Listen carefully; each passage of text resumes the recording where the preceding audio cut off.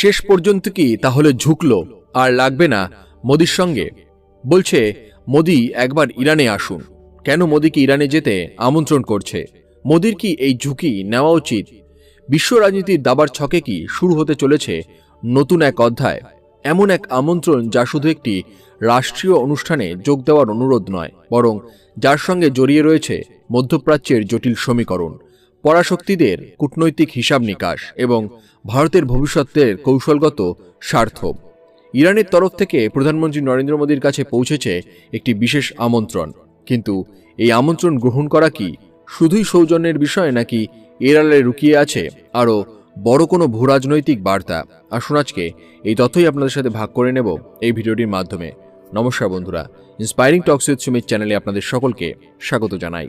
রেফারেন্সের জন্য ঘটনার একটি প্রতিবেদন আপনাদের সামনে দেওয়া হলো। একদিকে ইরান, যার সঙ্গে ভারতের বহু বছরের ঐতিহাসিক ও কৌশলগত সম্পর্ক রয়েছে। অন্যদিকে আমেরিকা, ইসরায়েল এবং সংযুক্ত আরব আমিরশাহী, যাদের সঙ্গে ভারতের বর্তমান সম্পর্ক অত্যন্ত গুরুত্বপূর্ণ। তাহলে মোদি যদি ইরানে যান, তার প্রভাব কি হতে পারে? আর যদি না যান, তাহলে কি ক্ষুণ্ণ হতে পারে ভারতের আরেক গুরুত্বপূর্ণ অংশীদার? আজকের ভিডিওতে আমরা খুঁজে বার করার চেষ্টা করব সেই প্রশ্নগুলোর উত্তর, যেগুলো নিয়ে ইতিমধ্যেই আন্তর্জাতিক মহলে শুরু হয়েছে তুমুল আলোচনা। তবে তথ্যগুলো সম্বন্ধে জানবার আগে আপনারা যারা এই চ্যানেলে নতুন, তারা অবশ্যই চ্যানেলটি সাবস্ক্রাইব করুন এবং বেল বাটনে প্রেস করুন এরকম আরও অনেক নতুন ভিডিও নোটিফিকেশন পেতে। ভিডিও দেখে ভালো লাগলে বেশি লাইক করবেন এবং সবাইকে শেয়ার করবেন, যাতে তারাও ভিডিও দেখে উপকৃত হয়। কমেন্টে জয় হিন্দ ও জয় ভারত লিখতে ভুলবেন না। এবার চলুন বিষয়টি বিস্তারিতভাবে জেনে নেওয়া যাক। সম্প্রতি ইরানের তরফ থেকে ভারতের প্রধানমন্ত্রী নরেন্দ্র মোদীকে একটি বিশেষ আমন্ত্রণ পাঠানো হয়েছে। সূত্র অনুযায়ী ইরানের প্রাক্তন সর্বোচ্চ নেতা আয়াতুল্লাহ খামেনেই রাষ্ট্রীয় শেষকৃত্য অনুষ্ঠানে অংশ নেওয়ার জন্য ভারতকে আনুষ্ঠানিকভাবে আমন্ত্রণ জানানো হয়েছে। এই অনুষ্ঠান আগামী 4 জুলাই থেকে শুরু হওয়ার কথা। সাধারণভাবে দেখলে এটি একটি কূটনৈতিক সৌজন্য বলেই মনে হতে পারে, কিন্তু আন্তর্জাতিক সৌজন্যের জগতে প্রতিটি পদক্ষেপের আলাদা অর্থ থাকে। তাই এই আমন্ত্রণকে ঘিরে তৈরি হয়েছে এক নতুন আলোচনা। ভারত ও ইরানের সম্পর্ক কোনো নতুন বিষয় নয়। হাজার বছরের বাণিজ্য, সংস্কৃতি এবং ঐতিহাসিক যোগাযোগ দুই দেশের মধ্যে একটি বিশেষ বন্ধন তৈরি করেছে। আধুনিক যুগেও সেই সম্পর্ক বিভিন্ন পর্যায়ে শক্তিশালী হয়েছে।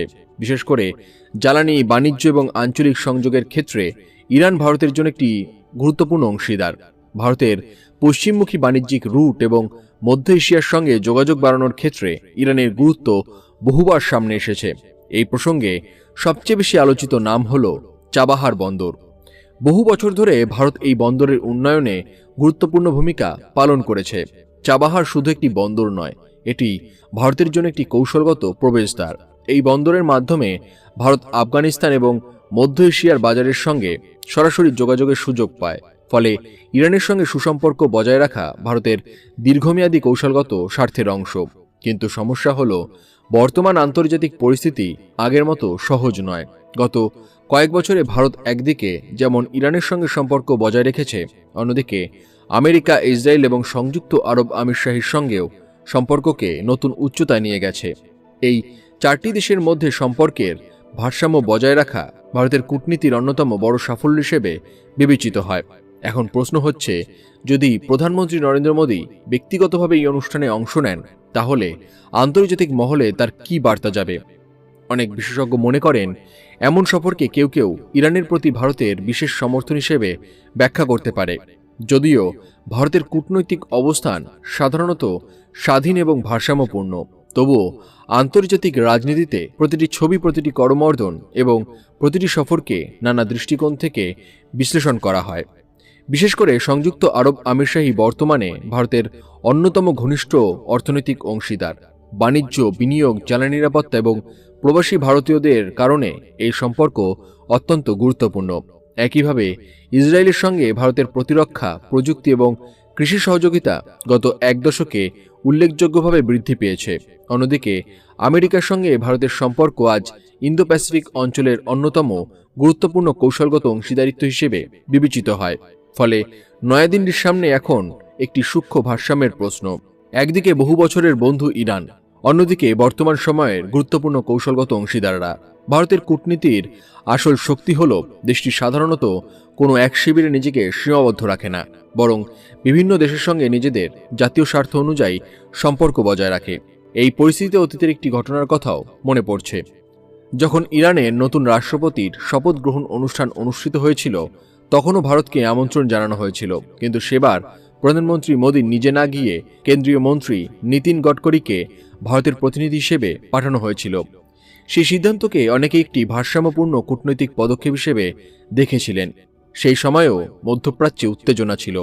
বিভিন্ন আঞ্চলিক ঘটনাকে ঘিরে আন্তর্জাতিক সংবাদ মাধ্যমে ব্যাপক আলোচনা চলছিল। ফলে ভারত এমন একটি পথ বেছে নিয়েছিল যাতে ইরানের প্রতি সম্মান প্রদর্শনও করা হয় এবং একই সঙ্গে অন্য অংশীদার দেশগুলোর কাছেও ভুল বার্তা না যায়।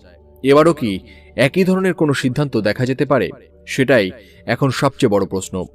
কূটনৈতিক মহলে নানা জল্পনা চলছে। কেউ বলছেন প্রধানমন্ত্রী নিজে যেতে পারেন, আবার কেউ মনে করছেন ভারত হয়তো উচ্চ পর্যায়ের কোনো প্রতিনিধি পাঠাবে। এখনও পর্যন্ত চূড়ান্ত সিদ্ধান্ত প্রকাশ্যে আসেনি। তবে ভারতের কূটনৈতিক ইতিহাস বলছে যে দেশটি সাধারণত আবেগের চেয়ে বাস্তবতাকে বেশি গুরুত্ব দেয়।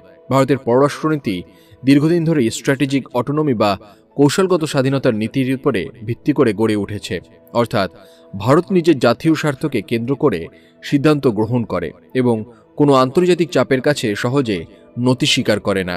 এই কারণেই আজ ভারত একই সঙ্গে আমেরিকার ঘনিষ্ঠ অংশীদার, আবার ইরানের সঙ্গেও যোগাযোগ বজায় রাখতে সক্ষম।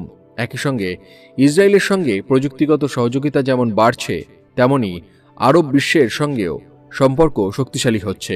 বিশ্বের খুব কম দেশই এমন বহুমাত্রিক সম্পর্ক বজায় রাখতে পারে। অনেক বিশ্লেষক মনে করেন ইরানের এই আমন্ত্রণ শুধুমাত্র একটি আনুষ্ঠানিক উপস্থিত থাকার অনুরোধ নয়, এটি দুই দেশের ঐতিহাসিক সম্পর্কের গুরুত্বকেও স্মরণ করিয়ে দেয়। ইরান জানে দক্ষিণ এশিয়ার অন্যতম গুরুত্বপূর্ণ শক্তি হিসেবে ভারতের ভূমিকা ভবিষ্যতে আরও বাড়বে। তাই নয়াদিল্লির সঙ্গে ঘনিষ্ঠ যোগাযোগ বজায় রাখা তাদের কাছেও গুরুত্বপূর্ণ। অন্যদিকে ভারতও জানে পশ্চিম এশিয়ার ভূরাজনীতিতে ইরানের অবস্থান অত্যন্ত গুরুত্বপূর্ণ। জ্বালানি বাজার থেকে শুরু করে আঞ্চলিক যোগাযোগ বহু ক্ষেত্রেই ইরানের ভূমিকা উল্লেখযোগ্য। ফলে সম্পর্কের দরজা খোলা রাখা ভারতের জন্য লাভজনক। কিন্তু কূটনীতির সৌন্দর্য এখানেই যে এখানে প্রতিটি সিদ্ধান্তের একাধিক স্তর থাকে। বাইরে থেকে যা একটি সাধারণ সফর বলে মনে হয়, তার পেছনে থাকতে পারে বহু মাসের আলোচনা, হিসাব নিকাশ এবং কৌশলগত পরিকল্পনা।